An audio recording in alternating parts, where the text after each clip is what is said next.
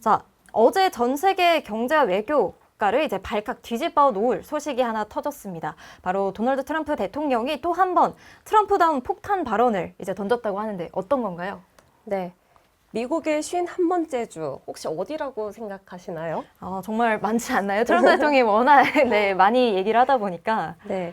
포에르티코 아니면 워싱턴 DC 이렇게 예상을 하시는 분들도 있을 것 같습니다. 근데 하지만 이게 다 틀렸거든요.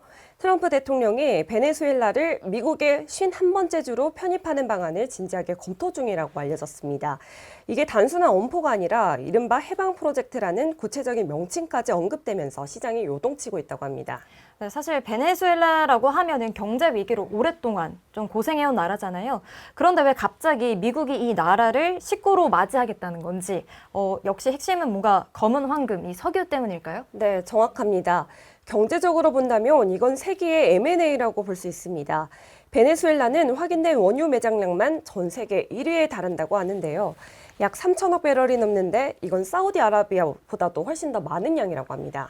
사우디보다 많다니 체감이 확 되는데요. 네, 그렇죠. 하지만 현재 베네수엘라는 시설 노후화 그리고 정치적 불안으로 이 자원을 제대로 캐내지 못하고 있다고 합니다. 트럼프 대통령의 계산은 명확한데요.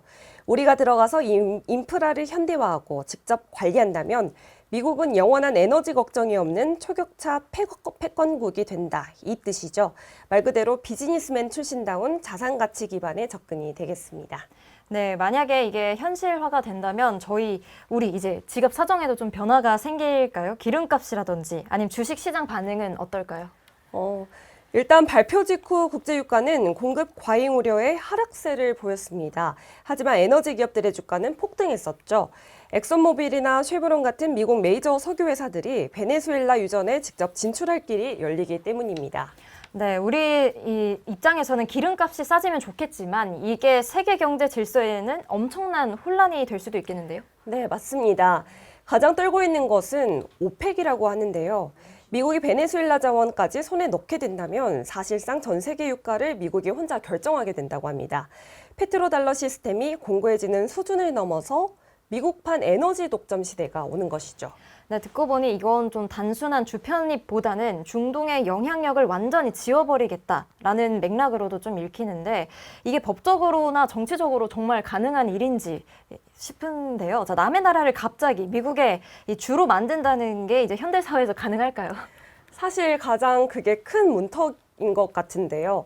국제법상 주권 침해 논란은 물론이고 베네수엘라 내부의 거센 반발 그리고 미국 의회의 승인까지 산 넘어 산이다 이렇게 말씀드리고 싶습니다. 네, 트럼프 대통령도 그걸 모르지 않을 텐데 왜 이렇게 초강수를 계속 두는 걸까요? 자, 이게 일종의 최대 압박 전략이라는 분석이 지배적입니다. 우리가 이 정도로 진심이니까 현 정권은 물러나고 미국 친화적 정부를 세워라 이런 메시지죠. 트럼프 대통령은 과거 그린란드 매입 의사를 밝혔던 것처럼 남들이 미친 생각이라고 부르는 것을 현실로 만드는 데 능숙합니다. 시장은 이번에도 에이 설마 이렇게 하면서도요. 혹시 진짜 이런 생각에 베팅을 시작한 모습입니다. 네, 정말 또 하나의 불확실성이 커지는 요소가 되는 것 같은데, 자, 정리해보면 베네수엘라의 엄청난 석유 자원을 미국 시스템 안으로 흡수해서 인플레이션도 잡고 또 에너지 패권도 쥐겠다는 트럼프식 거대 플랜이 작동된 거군요. 네. 오늘 우리 증시에서도 정유, 화학, 그리고 건설 인프라 관련주들이 이 뉴스에 어떻게 반응한지 꼭 체크하셔야겠습니다. 만약 51번째 주가 현실화된다면 우리가 알던 경제 교과서는 좀 바뀌어야 되지 않을까 싶기도 합니다.